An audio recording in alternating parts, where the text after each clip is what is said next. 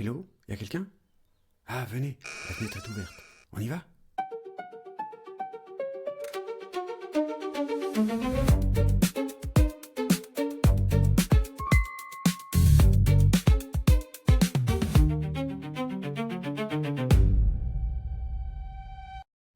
François, t'as acheté un iPad Pro? Qu'est-ce qui t'a pris? Regardez le bel iPad Pro, la belle télé. Qu'est-ce qui m'a pris? Alors, par quoi commencer? Ça va être compliqué. Non, tout d'abord, ça faisait longtemps que je lorgnais, j'avais envie de tester l'iPad, 13 pouces. C'est vrai que j'ai eu, à peu près, je pense, toutes les tailles d'iPad. J'ai démarré, j'imagine comme vous avec un iPad, alors moi j'ai eu l'iPad 2, j'ai pas eu la première génération d'iPad. Je ne sais pas si vous avez eu la toute 1re. Ouais, Ouais, ouais, ça ouais. m'étonne pas trop, Et bande je de vous geeks. raconterai après comment je l'ai acheté. Ah. Ouais, pareil, c'est une jolie histoire. Ah, j'imagine. Non, du coup, ça faisait voilà, j'ai eu l'iPad 2, après j'ai eu l'iPad mini, les premières générations d'iPad mini, après j'ai eu un iPad Pro 11 pouces, après j'ai eu encore de l'iPad mini et puis là depuis, 2-3 ans, je suis sur le dernier format d'iPad mini, qui est somme toute une très bonne machine. C'est vrai que moi j'utilise beaucoup en liseuse en fait, c'est Mmh. quasiment de la liseuse, même si à côté, en tant que bon geek qui se respecte, j'ai aussi une Amazon Kindle.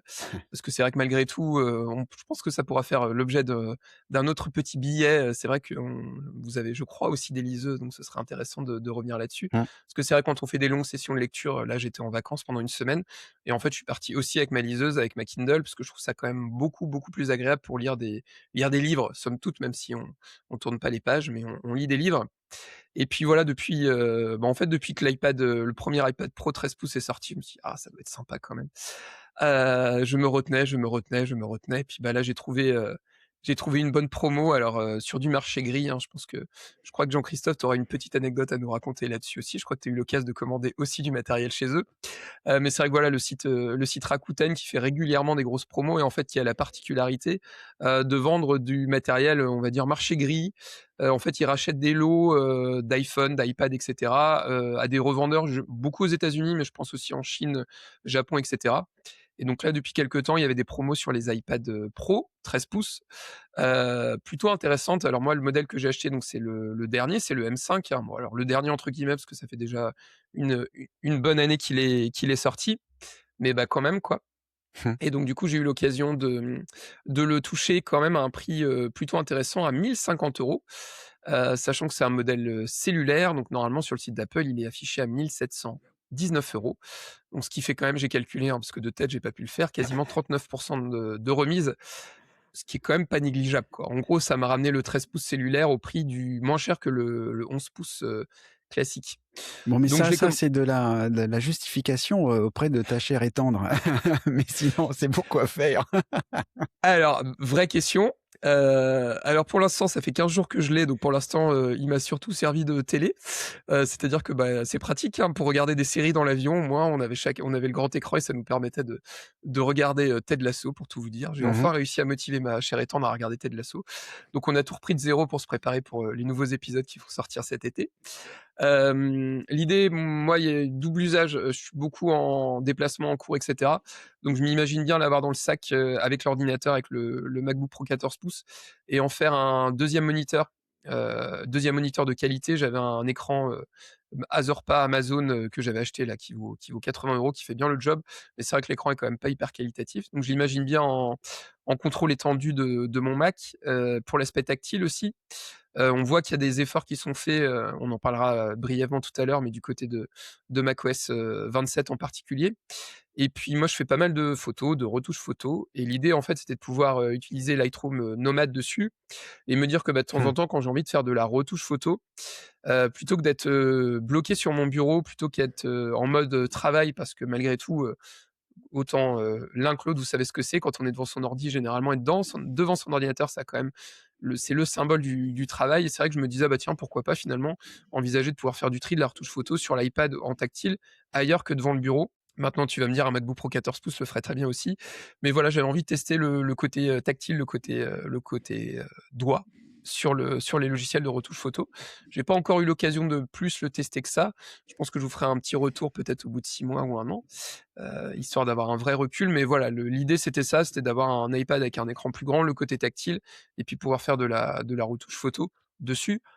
Maintenant, est-ce que ça va vraiment servir? Bah, je vous fais un bilan plus tard, mais je pense que vous savez déjà la réponse. Il y a bien un moment où il risque de finir par prendre la poussière, mais bon, je reste convaincu que ça pourra peut-être, ne pas être le cas un jour. Mais voilà, c'est essentiellement ça, en fait. Bon, sans trahir de secret, tu reviens de vacances. Alors, on enregistre le 22 juin, mais tu reviens déjà de vacances. Nous n'en tirerons pas de conclusion. Ouais. Et on n'est pas aigri, sache-le. C'est ça, exactement. Mais est-ce que parce que donc tu l'as eu avant de partir pendant tes vacances. Est-ce que justement tu l'as utilisé pendant tes vacances pour ce que tu viens de décrire? Parce que tu La prends rép des photos, pour ceux qui savent pas, tu prends quand même beaucoup de photos, mais et justement, tu as décrit l'usage avec les photos dans Lightroom notamment. Est-ce que tu l'as fait déjà ou pas? Non, parce que je vais partir dans des explications techniques, je vais essayer de perdre personne, mais en fait, moi je travaille avec du matériel qui s'appelle, du Fuji. Vous connaissez la marque Fujifilm qui est Mmh. historiquement connue pour les pellicules argentiques, et en fait, Fuji, moi je shoot dans un format qui est le format RAW. Vous savez, c'est le format natif. En gros, c'est comme si vous utilisiez une pellicule argentique et que vous alliez dans votre labo de développement et que vous développiez vos photos. C'est le principe du format RAW, en fait, et le format RAW Fuji est particulier parce qu'ils utilisent, une matrice, le capteur est particulier par rapport aux autres appareils photo, numériques, et en fait, les logiciels Adobe sont pas hyper doués pour, traduire les photos RAW Fuji, dans le logiciel Lightroom, et donc en fait, je suis obligé d'utiliser un autre logiciel qui s'appelle DxO Pure RAW, qui en fait permet on utilise le terme dématricer les photos. C'est-à-dire en gros, il les encode, il les convertit pour qu'elles soient, correctement traduites par Lightroom. Et ce logiciel-là, évidemment, ne tourne que sur Mac, pas sur iPad. Donc du coup, ça veut dire qu'en fait, j'ai une double manip, c'est-à-dire que je dois d'abord passer les photos dans DxO Pure RAW, qui m'en régénère un nouveau format qui est le format DNG, et après je peux les importer dans Lightroom. Donc c'est une vraie galère, donc je pouvais pas le faire à distance, sauf si j'avais un super logiciel qui me permettait de prendre la main à distance sur mon Mac, par exemple, et qui me permettait de convertir mes photos. Mais là, je pense que clairement, ce serait une grosse usine à gaz. Et Et puis voilà. c'est plus des Donc vacances, quoi. ouais, donc en fait, je l'ai utilisé, pendant les vacances principalement comme, écran de télé, c'est-à-dire qu'on n'a même pas allumé la télé dans la chambre. Voilà, typiquement, le Grand Prix de Formule 1 la semaine dernière sur un transat en buvant un cocktail. Voilà, je l'ai utilisé pour, les flux voilà, mon flux Twitter, checker quelques mails et cetera, mais c'était plus pour du loisir que pour du travail. Mais là, ce que j'ai fait ce matin, c'est que j'ai converti mes photos, je vais les envoyer dans Lightroom, et je vais les envoyer dans Lightroom mobile, et je vais voir si effectivement j'arrive à me motiver à les traiter sur l'iPad. Et je n'ai pas pris du coup mon iPad mini en vacances. Je me suis dit: «À un moment, je vais pas prendre le grand iPad, l'iPad mini et cetera». Mais bon, bientôt j'aurai un iPhone Ultra entre les mains, donc j'aurai plus besoin de l'iPad mini. Et bon, ceci est une autre histoire. Bon, alors moi, j'utilise pas d'iPad, donc j'ai rien à dire sur le sujet, à part me moquer, mais ça, c'est À l'habitude. Jean-Christophe, toi, oui, exactement. Mais enfin, je sais pas, tu as une réaction, Jean-Christophe? Parce que du coup, toi, tu utilises Alors un iPad 2, 3, 4, combien? Alors en fait, j'en ai plusieurs. Tu parlais tout à l'heure du premier iPad et effectivement, c'était pour nous un événement. Moi, j'étais aux États-Unis, pile la semaine où il est sorti, donc je me suis échappé d'une conférence pour aller l'acheter dans un Apple Store où je l'avais réservé depuis la France. Enfin, c'est tout un truc et c'est une conférence professionnelle, donc j'avais une nuée de collègues autour de moi. «Ah, ça y est, t'en as eu un, c'est comment? Ça marche comment?» machin. Et si vous vous souvenez, sans faire de la préhistoire, mais Steve Jobs avait dit, «On a un MacBook Air, on a un iPhone. Pour que l'iPad existe, il faut qu'il soit mieux que l'un et l'autre. Il faut qu'il fasse quelque chose que les 2 autres font moins bien». Ouais. Et ce que je trouve assez, ce que je trouve assez triste dans l'explication de François, c'est qu'en fait, on en est encore là et qu'on achète des iPads parce que c'est super, c'est beau et tout, puis parce qu'on a des bons prix. Mais après avoir eu l'iPad entre les mains, il faut quand même qu'on se convainque que si, ça va vraiment être utile. Et il y a quand même un vrai raté latent chez Apple de à quoi ça sert, on sait pas comment l'expliquer. Et alors, c'est d'autant plus vrai que la gamme, elle est pléthorique. Et j'ai une amie qui est prof et qui me parlait hier de son iPad. Oui, l'école revendait les iPads des gamins, donc j'en ai eu un à 15 € et c'est mieux qu'avoir le Mac pour faire mes cours. Donc à 15 €, elle a sa grande fenêtre dans son sac, elle est contente. Et ça, c'est un iPad. Mais l'iPad Pro 13 pouces OLED, comme tu le disais, François, 1 700 €, je comprends pas pourquoi il existe, en fait. Et la raison pour laquelle je comprends pas pourquoi il existe, c'est qu'Apple reste dans cette dichotomie de t'as un iPad qui vaut, t'as un MacBook Pro, mais en gros, plus cher que ton Mac, mais t'es quand même obligé de faire rentrer au chausse-pied Adobe qui marche que sur le Mac, ou ton outil séparé qui marche différemment, ou ainsi de suite. Et tous les gens qui ont un iPad, et moi le premier, moi toujours, achètent leur iPad, adorent leur iPad, et tous les jours, en fait, essayent de faire marcher l'iPad comme il devrait marcher. Et c'est assez terrible, en fait. Et OS 27 répond toujours pas à ça. C'est ça la folie. C'est qu'ils ont fait des changements, ils montrent quelques changements, mais quand même, ça fera toujours pas ton Lightroom comme tu veux. Et donc ça, c'est assez fou, alors que ça fait 15 ans que la machine existe, si je me trompe pas. Oui, c'est 2011, ouais, absolument. Ouais, absolument. Donc c'est assez, et c'est pour décourager personne, et c'est surtout pas pour dire du mal de ton achat, mais c'est vraiment pour pointer cette idée que t'adores l'iPad, a priori ils en vendent, mais on a toujours cette idée de tu- et surtout la plupart des gens ont pas besoin d'un iPad Pro 13 pouces. C'est ça le truc. C'est qu'en termes d'investissement, voilà. Sauf à faire du marché gris comme toi, et bravo François. Voilà. C'est toujours cet errement-là. Marché gris, ça fait quand même un peu louche, il y a rien à faire. Mais Ah mais Mais je te rejoins parce que ça me fait penser à plein de choses. Alors déjà, mon anecdote à moi pour l'iPad 1, c'est que j'étais aux États-Unis aussi. J'étais dans le Colorado et ça sort. J'avais pas réservé, moi, j'y ai pas pensé. On est allé au magasin dans une petite ville qui s'appelle Durango, le magasin de revendeurs Apple du coin. Et vous avez des iPads? Ah bah oui, ils en avaient. Personne mhm. n'avait demandé encore, en gros, quand même. Et le truc, c'est que on est arrivé là avec, on a été obligé de faire 3 ou 4 paiements parce qu'avec des cartes bancaires françaises, on était déjà au max de ce qu'on pouvait payer aux États-Unis, etc. Donc, ils nous ont regardé d'un œil louche parce qu'il a fallu qu'on en a payé une partie avec du liquide, une partie et deux autres parties avec deux autres cartes, machin, pour arriver à payer correctement le truc. Et en plus, à l'époque, alors ça reste une somme, mais c'est pas le prix que tu décris, François, sur l'iPad Pro. Non, C'était c'était l'iPad tout court, ça 400 devait euros, coûter 750. 400 $. Oh, c'était 700 $, je crois, quelque chose comme ça. Non, non, non, non, c'était moins que ça. Euh, Non, non, non, non, Tout non, ça non. parce que j'ai. Ah non, ah oui, le premier, c'était oui, oui, 500 $. T'as raison, ouais, exactement. Non, Mais on c'était un coup de était quand maître. même. Ouais. Oui, mais à l'époque, c'était très Pardon. bien. Moi, j'avais surtout envie de pouvoir jouer au Scrabble dessus, parce qu'en gros, ça, depuis que je suis né, je joue au Scrabble, et donc c'est le premier truc que j'ai fait sur l'iPad 1. J'ai fait ça. Et après, je suis passé par tout un tas d'étapes où j'ai fait un peu entre guillemets comme tout le monde, où j'ai essayé de travailler avec. Tu vois, ah bah oui, est-ce que ça peut remplacer, etc. Et j'ai jamais réussi à remplacer un ordi, que ce soit un Mac ou Windows d'ailleurs, ça marche pas. Et alors le truc, c'est que il y a ma fille qui fait des études, elle utilise maintenant un iPad pour prendre ses notes en cours, mais elle a un Mac à côté. Et j'ai un cousin dont la fille rentre à l'université et il m'a appelé: «Bah, alors qu'est-ce que tu en penses?» et cetera. Elle a un vieux PC, on pourrait remplacer. Est-ce que machin? On commence à discuter de, bah, oui, justement, je raconte pour ma fille, elle a un iPad.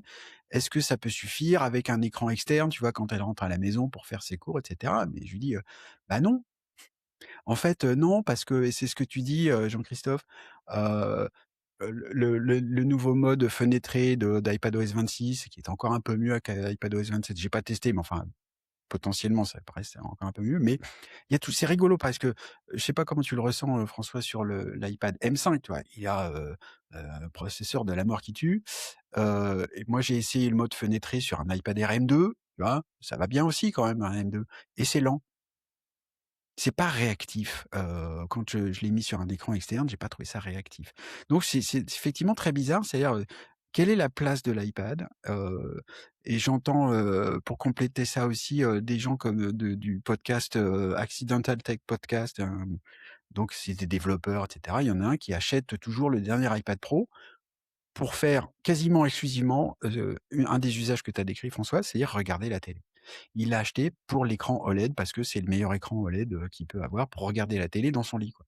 Ben, faut avoir un sacré budget, quoi, pour, acheter, il y a des télés qui sont plus chères que ça, hein, mais, enfin ça m'épate, quoi. Donc le placement de l'iPad, il y a des marchés de niche. Je pense que des créateurs, il y en a qui dessinent et cetera, donc ils ont, un stylet, il faut donc racheter 100 et rajouter 120 balles pour avoir le Plus stylet. que ça. Il Donc est à c'est quasiment à 140 le Pencil d'accord. Pro, 2. Donc c'est, Sachant que au final, ça reste un marché de niche semble-t-il, quoi. sachant qu'en plus les pencils sont pas compatibles entre eux, c'est-à-dire que c'est une mesquinerie supplémentaire de la part d'Apple, quoi. Et moi j'avais un pencil, mon ancien iPad Pro, il est pas fonctionnel, j'ai dû racheter un Pencil Pro. Oui, oui, C'est alors ça, bon, ça c'est un autre truc, c'est ça, alors c'était je voudrais quand même mettre un peu d'espoir dans tout ça. On a longtemps cru, moi je hurle depuis longtemps, où que je peux, à qui veut l'entendre, faudrait virtualiser macOS pur, justement, l'iPad Pro de François, parce qu'il faut forcément un iPad Pro avec beaucoup de disques durs, il faut qu'il soit rapide, machin, voire même imposer que ça soit possible qu'avec le clavier, par exemple. Il y a plein de manières de dire, OK, on est vraiment sur du power user, vous le voulez, vous avez les moyens, bah, on vous le donne. Mais ça, Apple veut toujours pas. En revanche, j'ai découvert, un peu par hasard, j'ai une, j'ai un FAI qui fait, de la fibre 8 gigas, duplex, donc upload, download. J'ai une adresse IP fixe et ben, j'ai installé, Screens, nouvelle version, hein? faire du VNC sur mon sur mon Mac mini M1 et ben, ça marche du tonnerre et c'est pathétique de le dire, mais pour la première fois, j'ai pu me servir d'un iPad à plein temps pendant, j'étais à une conférence une semaine il y a 15 jours. J'ai laissé mon MacBook Pro dans la chambre d'hôtel, mon MacBook Air, pardon, chambre d'hôtel, parce que pour la première fois, j'ai pas eu peur de me dire: «Qu'est-ce qui va se passer si je suis limité par les apps iPad?» Et effectivement, j'ai fait du Word, en VNC sur mon Mac mini à Paris, alors que j'étais, bon, heavy, mais enfin, ça aurait marché aussi bien en Inde. Et donc c'est absurde, mais au moins c'est un compromis simple qui permet de travailler effectivement, pleinement efficacement. Bon, j'ai hâte d'entendre les prochaines vacances de François où il aura fait tout ça pour pouvoir gérer ses photos en direct sur son Mac depuis son bel iPad. On va faire ça. D'ici là, bon allez, on va clore le sujet, et puis on va passer au sujet suivant, qu'on voulait aborder aujourd'hui. Et donc c'est pas tout ça, on voulait aussi parler, de la WWDC parce que, bah, on a déjà parlé d'Apple forcément, mais, bon François, je pense pas que tu vas acheter une tablette Android, un de ces 4, donc forcément on va parler d'Apple. Mais, bon, on a suivi la WWDC parce que c'est un peu dans notre ADN, mais un peu aussi en parallèle de la Google I/O de 2026. Google I/O, c'est, la conférence technique de Google qui se passe toujours quelques semaines avant. Hem, alors en fait, l'idée qu'on a eue, c'était, de savoir, on peut faire une sorte de listing des nouveautés et cetera, mais, on trouve ça partout ailleurs. Et puis on vous rappelle, ceux qui ont, la joie de nous écouter, qu'on a pris, on fait une promesse. C'est-à-dire qu'on sera jamais exhaustif. Et donc, si vous cherchez de l'exhaustivité, vous pouvez aller, il y a plein d'endroits pour être exhaustif. Mais, les nouveautés, c'est bien, mais on aime bien, parler des vrais gens, nous. Et en gros, les nouveautés, on s'est dit: «Mais qu'est-ce que ça peut changer pour notre belle-mère?» Alors, il y en a qui ont des belles-mères, il y en a qui en ont pas, mais on comprend l'idée. Ça change quoi pour les vrais gens, quoi? Et puis alors, les garçons, vous avez vu dans le conducteur, j'ai mis que j'avais un sujet surprise pour avoir votre réaction. C'est en partie lié à ça. Je vous le raconterai donc après. Mais, voilà, donc je le disais tout à l'heure, on enregistre le 22 juin. La WWDC, elle est passée depuis 2 semaines maintenant, et puis, donc, la Google I/O depuis, un peu plus. Qu'est-ce que vous avez retenu, vous, d'intéressant dans les annonces qui ont été faites, mais donc pour les vrais gens? Jean-Christophe? Bah, une première chose, et je pense que c'est pour ça qu'Apple en a tellement pris, et tout à fait à raison, plein la gueule depuis 2 ans, suite à la WDC où ils ont annoncé en fait Apple Intelligence, avec ces pseudo-démos qui en fait marchaient pas. C'est qu'on était vraiment dans le vrai genre. Si vous vous souvenez si vous vous souvenez du petit segment, c'était donne-moi justement à quelle l'heure de l'avion, à quelle heure arrive mamie, et Siri faisait tout seul et disait bah j'ai regardé dans les mails et elle arrive à telle heure, il faut que vous partiez, vous preniez une voiture à telle heure et machin, et c'était immédiatement utile. Mmh. C'était pas ésotérique, c'était pas on n'avait pas besoin de comprendre qu'il y avait des milliers de data centers qui turbinaient derrière. C'était juste ah je vais arriver à l'heure à l'aéroport. Et Apple est très fort pour ça. Là où Google fait des démos, puisque tu parlais de la I/O, fait des démos super léchées, super pointues, qui en général mettent des années à se matérialiser. Quand elles se matérialisent, on se souvient que il y a 4 ans, je crois, je sais plus comment ça s'appelait à l'époque, mais disons l'assistant Google pouvait réserver une table, appeler un restaurant, réserver une table. C'était absolument dingue de voir ça. Et ils avaient a priori tous les outils techniques pour le faire.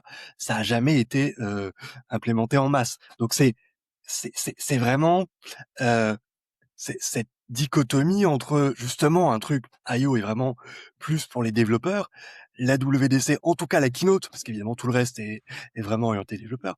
La WDC se veut aussi maintenant depuis quelques années orienté grand public et orienté famille, orienté belle-mère.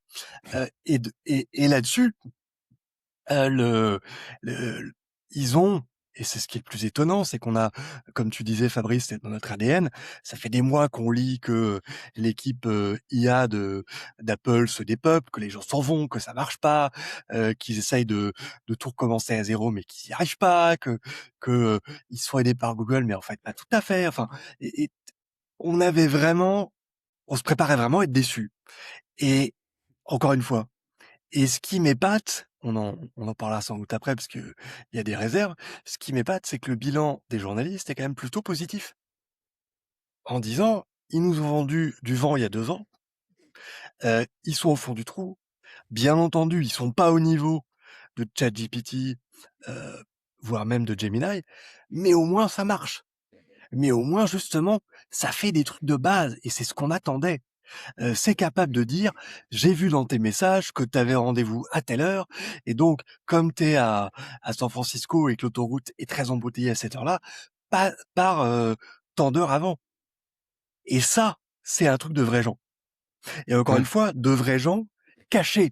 C'est-à-dire de trucs où on sait pas comment ça marche et on n'a pas besoin de le savoir. On a des bonnes réponses.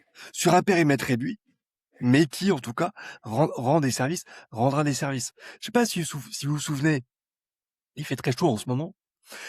Une des premières pubs Siri à la sortie de l'iPhone 4S, il s'était payé Samuel L. Jackson, qui était tout seul chez lui, qui préparait un dîner pour ses copains, et qui a un iPhone posé à la verticale et qui dit Siri, comment on fait un gazpacho? Et Siri répond et donne la recette. Alors évidemment, j'ai lancé Siri. Et alors, vous allez, Information importante pour y déceler les Ah, éventuelles vous allez erreurs. pas me croire, Bonjour. Si, on entend. il est en train de me dire qu'il utilise ChatGPT pour Je suis un répondre. assistant vocal conçu C'est fantastique. Ça montre exactement, et c'est sans trucage.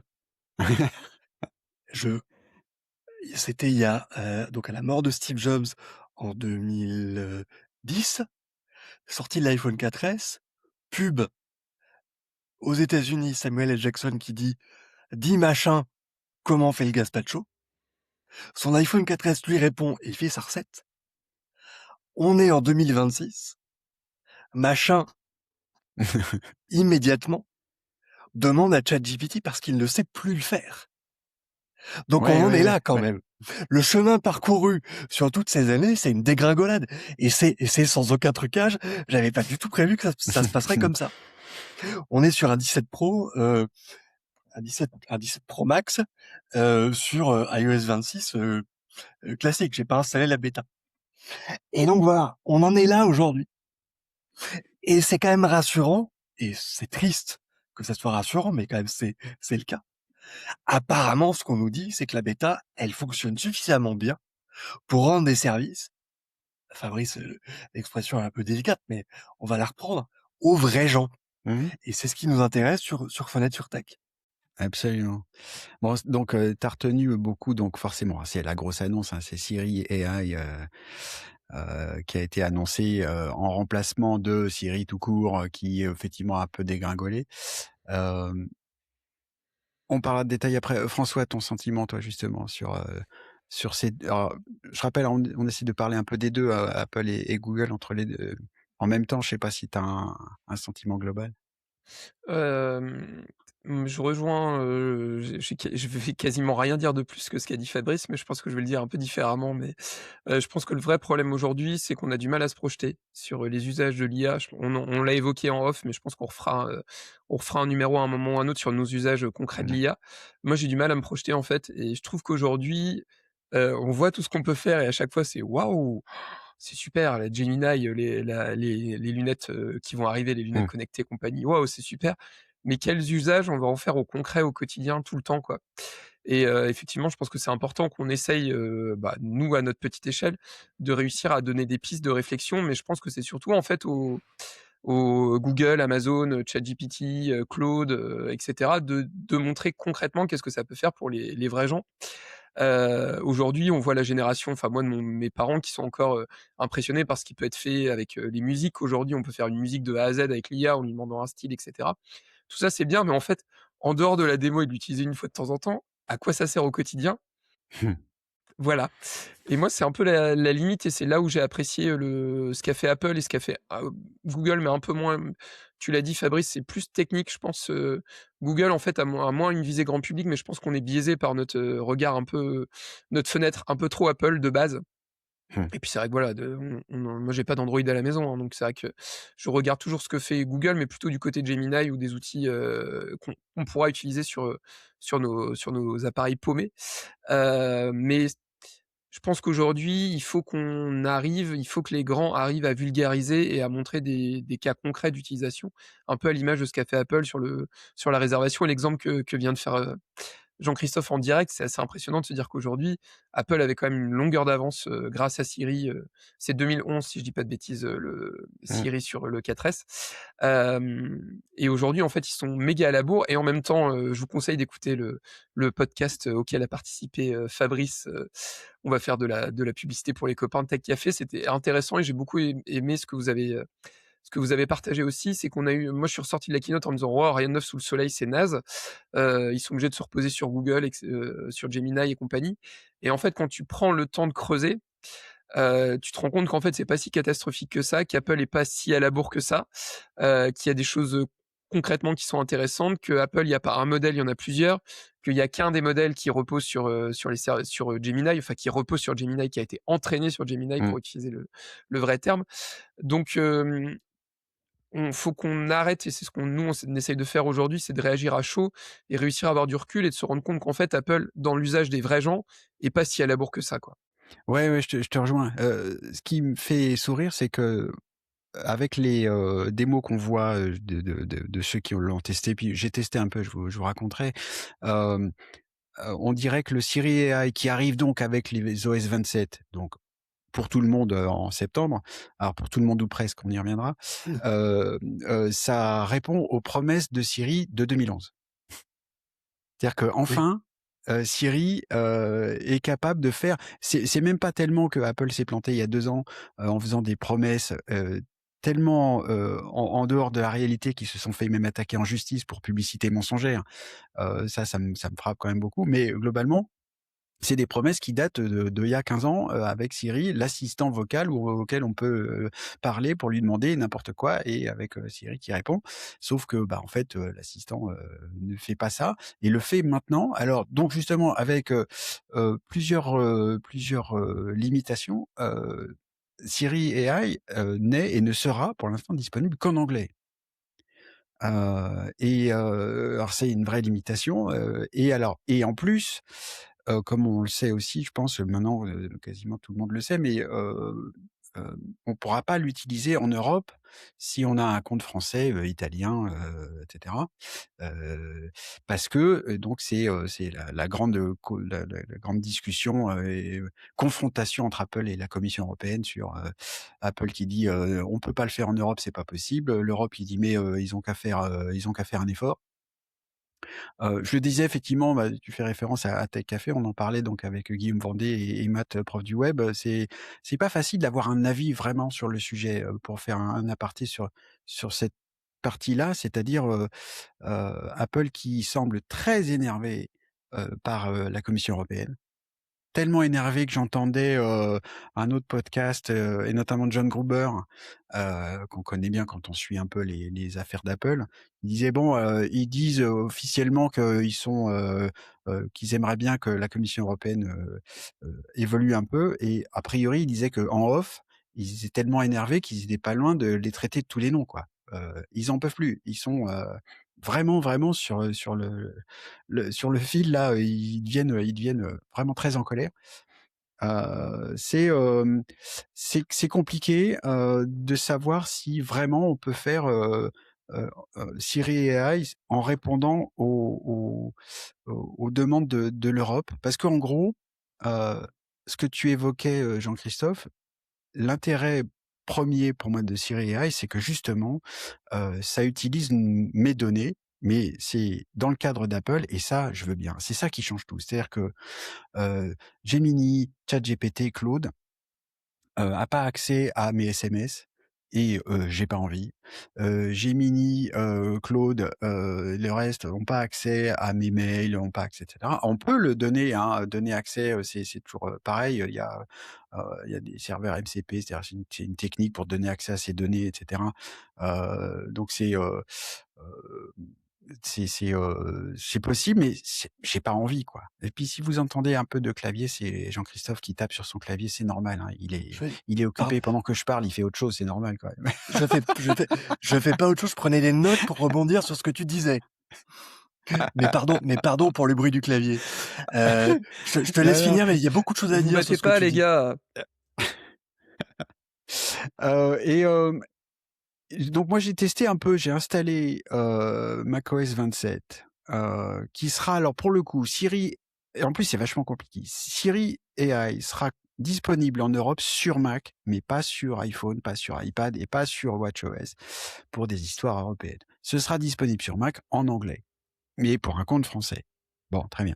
Donc j'ai testé un peu ça et donc j'ai pu déjà tester un peu le fait que, bah oui, il a accès à mes données. Une partie de mes données sont en anglais parce que moi je vis dans un foyer bilingue.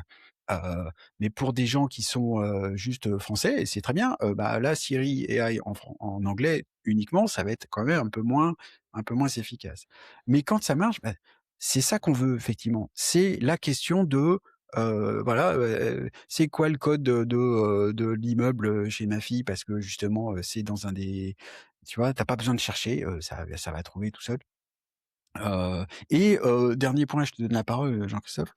Heu, Tu parlais de ChatGPT, donc de chatbot et cetera. Bah, Siri AI, c'est un vrai chatbot et ça marche. C'est-à-dire qu'on peut lui poser des questions, que ce soit à la voix ou pas d'ailleurs, hein. On peut taper, dans il y a une application Siri, sur le Mac, il y aura aussi sur les autres appareils et on peut taper ses requêtes et on a accès, à l'historique de ses conversations et cetera. Bref, je pense que Apple a fait enfin de l'Apple peut-être avec un peu de 2 ans de retard par rapport à ses promesses, mais pour l'instant en anglais uniquement, mais Siri AI, ça fait 80-85% du boulot comme en gros, Apple a toujours fait ça dans toutes ses applications. L'application Notes, ça fait pas tout ce qu'une application Notes super haut de gamme ça peut faire. Pareil pour les rappels, pareil pour l'application Mail, etc. Mais pour les vrais gens, ça suffit largement. Et si tu veux aller plus loin, tu pourras aller utiliser un autre outil. Et Siri AI, pour l'instant, c'est ça, je pense, qui a étonné beaucoup des journalistes qui ont testé Siri, le nouveau Siri jusqu'à présent, c'est que enfin, ça fait ce que Apple a promis et ce qu'Apple fait d'habitude. Jean-Christophe. Non, Dis-nous les notes que tu as c'est prises. mais alors justement, pardon, pour que j'ai pas fait du bruit pour rien. Je pense qu'il faut faire un point sur l'Europe. parce que tout le bien que tu Mmh. dis de Cyril Hahn, je le partage, donc autant pas se répéter. Il y a d'abord, je suis toujours un peu gêné quand on cite Gruber sur l'Europe parce que Gruber, que par ailleurs j'apprécie énormément, clairement, est dans l'Europe bashing depuis des années, en étant un Américain bon teint de Philadelphie, qui sort pas beaucoup de chez lui, il faut être clair, qui est pro Apple depuis plus de 30 ans et qui ne peut pas comprendre l'Europe. Et donc c'est facile de dire l'Europe c'est tout des abrutis, machin. Donc Je pour sais moi, pas s'il a dit ça quand même, tu exagères. il a pas dit ça cette semaine, il l'a dit si tu reprends Daring Fireball sur 1 an et demi, c'était des attaques ad hominem Mmh. sur l'ancien commissaire européen régulièrement. C'était non. Non, il y a vraiment un tropisme anti-Europe qui moi me gêne venant d'un Américain. Mmh. Premier point. Deuxième point, les États-Unis innovent, l'Europe régule. La phrase est un peu facile, elle est Mmh. aussi un peu Mmh. vraie, et malheureusement, l'Europe, elle est aussi obligée de limiter des choses, et parfois, je suis désolé, en tant qu'Européens, ça nous arrange.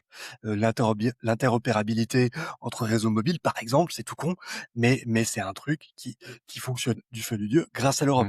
Mmh. Mmh. Bon, que ça manque sans doute de techniciens qui expliquent à l'Europe, enfin, au commissaire, que on peut pas tout avoir, qu'il faut attendre, qu'il faut aménager, que machin. Sûrement. Sauf que, heu, tu as dit un truc que je trouve très intéressant et qui ne cesse de m'interpeller, même si, je suis totalement dans ce moule-là. Donner mes données à Apple, ça me dérange pas. Mmh. Ouais, mais en fait, pourquoi? C'est du marketing, c'est du très bon marketing, mais c'est du marketing. Personne ne dit, sauf à parfaire, qu'Apple traite mieux tes données que les autres. Pour l'instant, ça a l'air d'aller, mais on l'a Mmh. jamais vérifié. On sait pas ce qu'il y a dans les serveurs, on sait pas ce qui est discuté à l'interne. Simplement, comme ils le disent, et c'est un argument de vente sur une société énorme, on se dit qu'effectivement, ils peuvent pas se renier. Mais fondamentalement, on n'est jamais les regarder. On est content de les croire et on les croit, tant mieux. L'Europe, elle a quand même imposé à toutes ces entreprises le RGPD, le règlement sur la protection des données, alors qu'avant, ben, t'envoyais tes données aux États-Unis, tu savais pas ce qu'elles devenaient. Mmh. Mmh. C'est une avancée de l'Europe.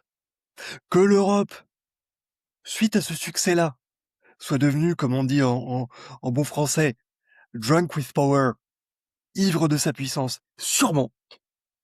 Et on n'en serait pas là sans le RGPD, et l'Europe a beau jeu de dire on est le plus gros marché mondial, donc vous allez le plier ou vous n'aurez pas le consommateur. Sauf que pour Apple, l'Europe est loin d'être le plus gros marché, c'est même pas le deuxième, c'est même pas le troisième.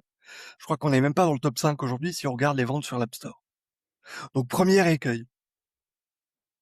Deuxième écueil, mais là il est du côté d'Apple, dire on lance aujourd'hui, mais donnez-nous 18 mois et on aura protégé tout le monde. Il faisait quoi il y a 2 ans? Comment ça se fait qu'il faille attendre 18 mois maintenant? Alors pour expliquer, Apple a indiqué que pour, le nouveau Siri qui implique une nouvelle indexation des données et cetera, ils se sont adressé à la Commission européenne, de manière assez inhabituelle d'ailleurs, semble-t-il, hein, pour Apple, en disant: «Bon, on n'aime pas dire à l'avance nos projets. On l'a fait cette fois-ci en nous adressant à la Commission européenne, en disant: "On va arriver avec ça, avec tel système, est-ce que ça vous va?" Pour essayer de répondre aux questionnements, de la Commission européenne avant même de sortir sur le marché et pour, qu'ils puissent faire une sortie, mondiale et a priori l'Europe a dit, «Non, non, non» et puis, bah, arrivez puis on vous dira si, enfin c'est pour l'instant c'est ce que moi j'ai entendu de la part d'Apple seulement. «Arrivez avec votre nouveau système et on vous dira si ça va». C'est ce qui, Mais a l'air d'expliquer, la colère d'Apple. alors pardon, je te coupe, mais d'où les Oui. notes. Heu, Justement, le premier argument de la Commission européenne le jour de la sortie du communiqué de presse et donc de la WWDC, c'est, et ça reprend ce qu'a dit Apple à la session tech après la keynote, ils ont demandé à l'Europe une exonération pour 18 mois, en disant: «Laissez-nous faire comme on veut Mmh. maintenant». Sans doute parce qu'ils avaient besoin des données européennes, ça probablement. C'est-à-dire il faut atteindre une masse critique pour faire les tests, éventuellement. Mais Mmh. ce que dit Apple, c'est: «Vous pourrez nous imposer les restrictions dans 18 mois». Et l'Europe dit: «Bah, attendez, on n'a pas de raison de vous donner un traitement de faveur et de» parce que c'est ce que demande Apple, suspendre la loi, surseoir, dit-on en bon juriste, Mmh. pour 18 mois parce que c'est Apple. Et encore une fois, on a commencé la discussion en disant Apple a plus de 2 ans de retard. Il n'y a pas de différence euh, marketing, de différence d'utilisation entre le Siri qu'on voit aujourd'hui et le Siri qu'ils ont présenté il y a 2 ans. Donc ils savaient il y a 2 ans qu'ils auraient besoin, par exemple, des données de message des utilisateurs européens. Ils le savaient. À quoi ça Mmh. rime de dire 2 ans après, pardon, mais on aurait besoin de 18 mois supplémentaires pour s'adapter à l'Europe. Mmh. Apple a décidé il y a 2 ans que la Commission européenne allait plier de la même façon que ils ont supprimé le contrôle de l'iPhone sur le Mac en Europe et en faisant pas mal de bruit dessus, en disant les Européens vont râler parce qu'ils veulent la fonction. Bah en fait non. Et Bah, donc si, c'est chiant quand même cette appli, on l'a dans les dossiers applications depuis 2 ans et elle sert à rien. C'est et puis en plus, ils la laissent dans le dossier application juste histoire de nous narguer, quoi. «Eh regardez les gars, vous pouvez Ouais, pas». ça, ils sont trop forts, ouais. t'as C'est la t'as fonction écrit qui s'appelle t'as écrit à ton recopie, député recopie de la t'as écrit à ton député européen, François? Non, mais j'aurais pu même écrire à parce que notre secrétaire d'État chargée du numérique, elle est de mon coin en plus, donc Mais voilà. Et tu n'as Ah. rien fait. Bah, la fonction de recopie de l'écran de l'iPhone, sur l'écran du Mac, c'est peut-être pas essentiel non plus, oh, c'est utile quand même. bah, écoute, moi, je l'ai parce que j'utilise un compte, Apple américain. Nanana, moi je l'ai, moi je l'ai, moi je l'ai. Non, mais je suis désolé, mais c'est bon, tu raison, bon, c'est comme ça. Moque-toi. Mais Jaloux. bah, je m'en sers pas. Et pourquoi je m'en sers pas? Parce que, d'abord, une fois sur 2, ça me demande de déverrouiller l'iPhone. Donc et surtout l'iPhone que j'utilise comme webcam, par exemple, là, maintenant. Donc c'est accroché, au-dessus de mon écran. Je veux lancer, la recopie de l'iPhone et en fait, il faut que je prenne l'iPhone, que je le déverrouille et que je le remette là parce que, et cetera. Bon, et une fois sur 2, ça marche pas. Et puis, par exemple, tu veux, tu pourrais te dire: «Ah bah, c'est super, je peux lancer un truc, sur l'iPhone, ou une application bancaire et cetera», puis ça te demande un contrôle d'identité, facial. Bah, du coup, il faut que tu reprennes le téléphone parce que, tu vois? Donc tu peux pas laisser l'iPhone, là, l'iPhone dans la pièce d'à côté et cetera. C'est une fausse promesse, en fait. En vrai, ça marche pas. C'est-à-dire que si c'est juste pour lancer, ton je sais pas, ton application de podcast, bah, tu qu'à le faire sur ton Mac, en fait, moi, une fois sur 2, il faut que je veux le lancer sur le Mac, il faut que je prenne l'iPhone en main. Donc ça marche pas. Donc en fait, je l'utilise jamais. Non, mais Heu, moi je le lancerai sur mon iPad à 1 719 €, voyons voir, le ah podcast. oui, pardon, je comprends pas. J'avais oublié le détail. Non mais, heu, du coup, François, c'est intéressant ce qu'il dit, Jean-Christophe, comme d'habitude. Qu'est-ce que confiance à tu fais confiance à Apple pour tes données ou pas? Et est-ce que tu t'es déjà posé la question de savoir si c'était pertinent? En fait, c'est marrant à écouter, Jean-Christophe, finalement, c'est comme quoi c'est bien, on apprend toujours de ses copains, mais moi, c'est vrai que j'ai toujours fait confiance à Apple, parce qu'Apple s'est toujours, présenté comme étant le garant, des données, contrairement aux méchants Google, Facebook, enfin Meta et cetera Mmh. et autres, quoi. Je pense qu'aussi ils surfent sur tout ce qu'on a pu entendre sur voilà les policiers qui voulaient accès aux données du téléphone, Apple disait non et cetera. Ils ont toujours surfé sur cette vague-là et on a tout le côté quand même sécurisation des données maintenant. Effectivement, qu'est-ce qui nous prouve concrètement que tout est bien sauvegardé, tout est bien, ancré dans le téléphone? Heu, Rien au final, si ce n'est faire confiance à Apple. Clairement, on peut se le dire, on est entre nous. Maintenant, j'ai quand même tendance à faire plus confiance aussi parce qu'Apple explique peut-être plus le fonctionnement et c'est vrai que quand, Apple a présenté les différents modèles, pour l'IA, les 5 modèles si je dis pas de bêtises, si j'en oublie pas. Je trouve que c'était très bien expliqué sur les va-et-vient des données personnelles, le fait que il y avait une partie des agents qui s'exécutaient uniquement en local, dans l'enclave sécurisée, qu'il y avait pas d'échange de données avec les serveurs Apple, que s'il y avait des échanges de données, logiquement tout était crypté. Enfin, c'était, je trouve, très didactique. Alors peut-être pas pour ma belle-mère, pour reprendre l'expression du début de partie, mais il n'empêche que Apple est très explicite là-dessus, beaucoup plus que ce que peut l'être Google, Meta et compagnie. Et je pense que de ce côté-là, on peut leur faire confiance. Maintenant, effectivement, peut-être que dans quelques mois, il y aura un scandale, un peu à l'image de ce qu'on a déjà eu, hein, sur Siri qui écoutait alors que normalement il ne devait pas écouter, hein. Souvenez-vous, il y a quelques années, il y a eu ça.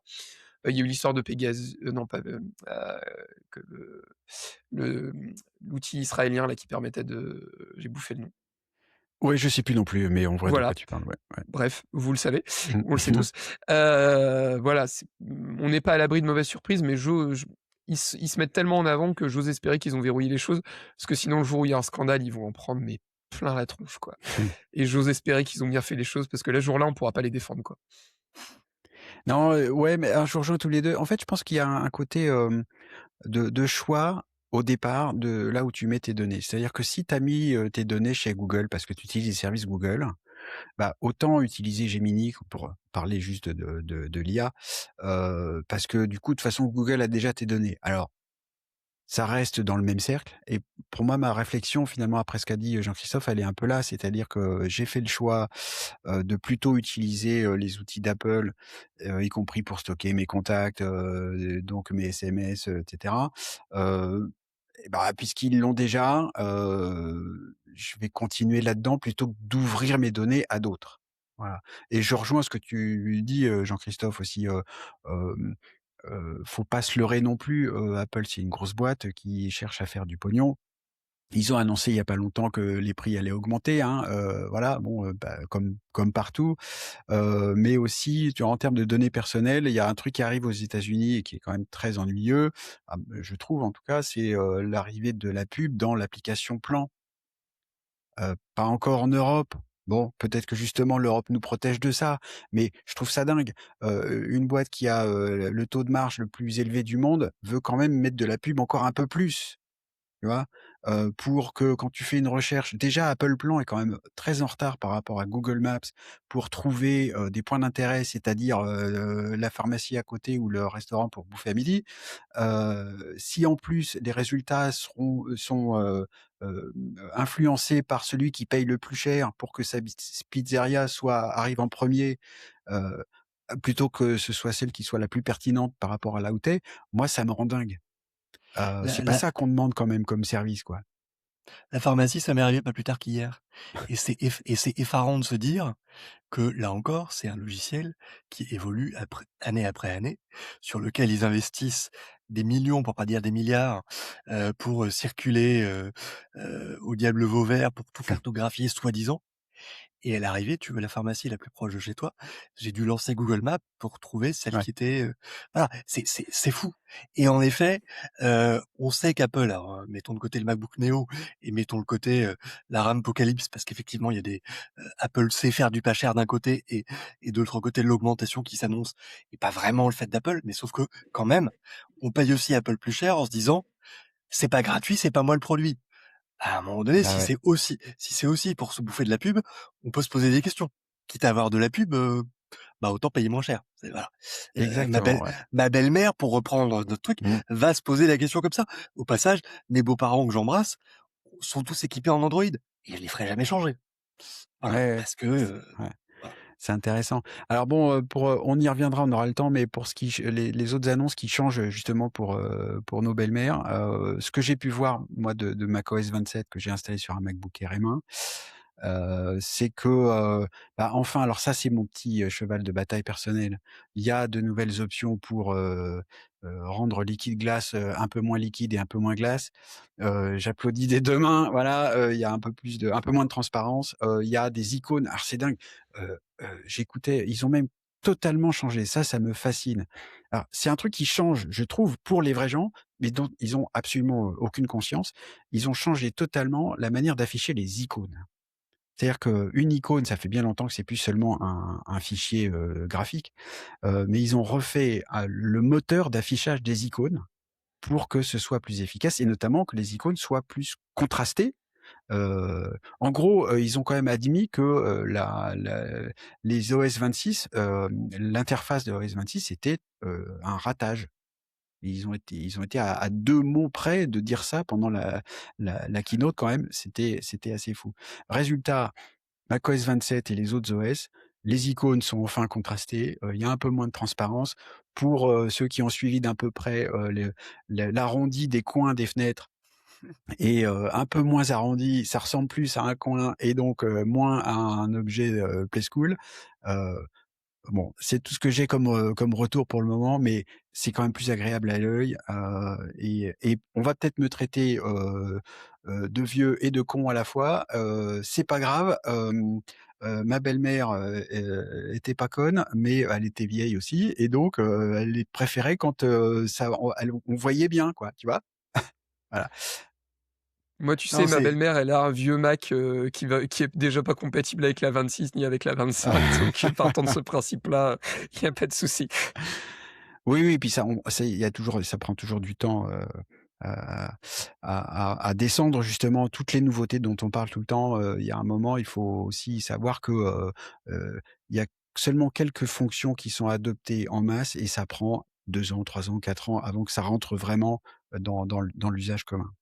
Tant tellement que, pour avancer un peu dans notre conversation, je vous avais promis un sujet un peu surprise pour vous faire réagir, mais c'est le sujet qui est un peu en lien avec ce qu'on vient de dire. C'est que, c'est pas ma belle-mère, mais ça pourrait. J'ai une copine qui m'a appelé, en me disant: «Dis donc, j'ai un message sur mon Mac, c'est bizarre, qui me dit que j'ai un nouvel appareil qui a accès à mon compte». Et donc c'est, vous savez, c'est le petit truc qui apparaît, sur le Mac en tout cas ou sur l'iPhone aussi, ce nouvel appareil a accès à FaceTime, à Messages et cetera parce que c'est un appareil qui est lié à son compte Apple quoi, tout bêtement. Et elle m'envoie des captures d'écran, je dis: «Beh, c'est bizarre», et cetera et donc au bout de, quelques minutes de conversation, on s'aperçoit que on comprend tous les 2 qu'il s'agit de son ancien MacBook Pro qu'elle a remplacé par un MacBook Air 15 pouces il y a 2 ans et son ancien MacBook Pro, qui était assez ancien, elle l'a donné à quelqu'un. Mais elle se souvient pas à qui. Elle a pas été capable de me dire: «Est-ce que, elle a le code de session, ou pas?» et cetera. «Ah bah, je sais plus» et cetera. «Ah mais je voudrais pas qu'ils aient accès à mes messages». Mais je lui dis: «Mais en même temps, si tu donnes et que tu as pas effacé ton Mac, il y a un truc qui va pas, quoi». Voilà. Donc nous, on se prend la tête dans les mains en disant: «Comment c'est possible?» mais les vrais gens, c'est aussi ça, quoi et je trouve que c'est vraiment intéressant de se rappeler de ça. Alors moi, il se trouve que, heu je fais de la formation avec les seniors, avec les vrais gens, globalement, beaucoup, je pense qu'il faut pas oublier non plus que toutes les boîtes, Apple et les autres, doivent aussi penser à ça. C'est-à-dire qu'à partir du moment où tu as des appareils dans les mains de milliards de gens, les milliards de gens, c'est pas nous. C'est justement des gens qui oublient leur mot de passe, qui posent le truc, puis qui s'en vont, qui donnent sans penser que: «Ah bah, je l'ai donné donc du coup c'est pas grave». Il y a encore des gens, je sais pas comment c'est autour de vous, mais ils changent d'iPhone. Ils enlèvent la carte SIM, ils se disent que c'est bon. Il y a encore des gens qui pensent que la carte SIM, c'est là-dedans qu'il y a les informations. Voilà. Voilà, les vrais gens, on peut s'en moquer, mais en même temps, c'est eux qui font le gros des utilisateurs, quoi.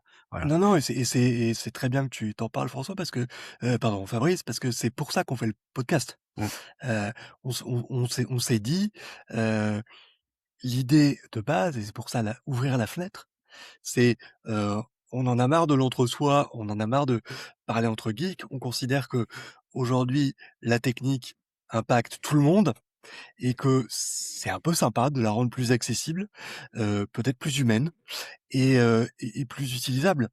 Et ce qui est étonnant, on est un peu tous des vieux de la vieille, c'est ça me j'ai perdu ma mâchoire en attendant ton histoire, mais n'empêche que samedi après-midi, j'ai reçu une alerte connexion Amazon.